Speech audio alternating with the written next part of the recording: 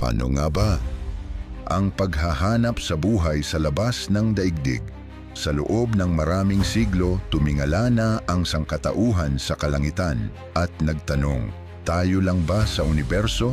Habang patuloy na umuunlad ang teknolohiya, sinisimulan na ng mga siyentipiko ang paghahanap ng mga palatandaan ng buhay sa labas ng ating planeta.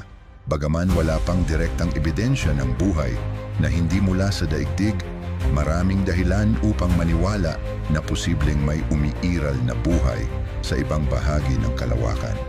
Ang lawak ng universo. Napakalawak ng universo, tinatayang may 2 trilyong mga kalawakan. Bawat isa ay may bilyon-bilyong mga bituin at mas marami pang mga planeta. Ayon sa mga siyentipiko, maaaring mayroong 11 mga planeta at marami sa mga ito ay maaaring may tamang kondisyon upang magkaroon ng buhay.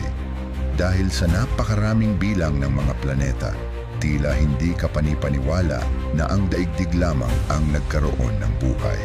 Ang paghahanap ng mga mundo na kayang bumuhay ng organismo. Natuklasan na ng mga astronomo ang libu-libong exoplanet, mga planeta sa labas ng ating solar system. Ang ilan sa mga planetang ito ay matatagpuan sa habitable zone o tamang layo mula sa kanilang bituin upang magkaroon ng likidong tubig. Isa sa mga pinakakapanapanabik na natuklasan ay ang Proxima Centauri b, isang planeta na nasa tamang posisyon upang suportahan ang buhay.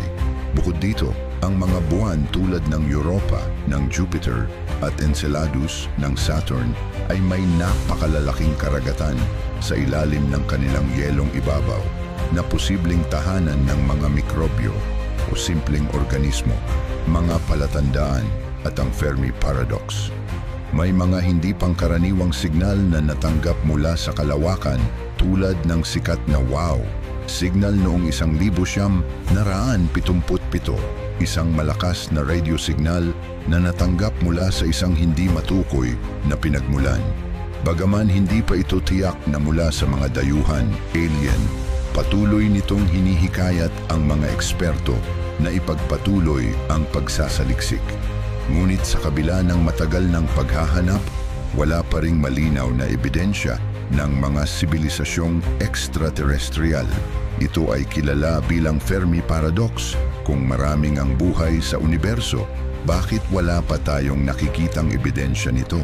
Ilan sa mga paliwanag ay maaaring masyado silang malayo, masyadong advanced upang mapansin tayo, o marahil sadyang iniiwasan nila ang pakikipag-ugnayan sa ibang mga sibilisasyon.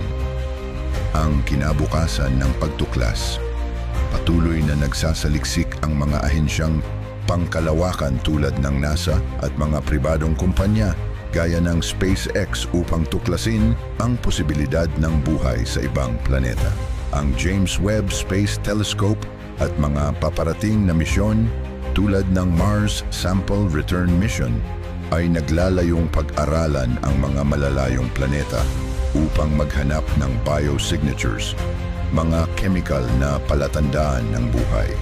Bukod dito, sinusuri rin ng mga eksperto ang mga kakaibang bagay sa ating solar system tulad ng Oumuamua, isang misteryosong interstellar object na may ilan sa mga siyentipiko ay nagpapalagay na maaaring gawa ng isang intelligent na sibilisasyon.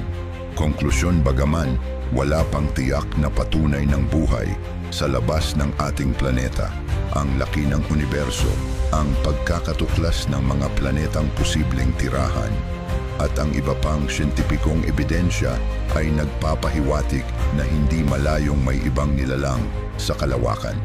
Habang patuloy ang pag-unlad ng teknolohiya at pagsasaliksik sa kalawakan, maaaring dumating ang araw na masasagot na natin ang matagal ng tanong, paano nga ba?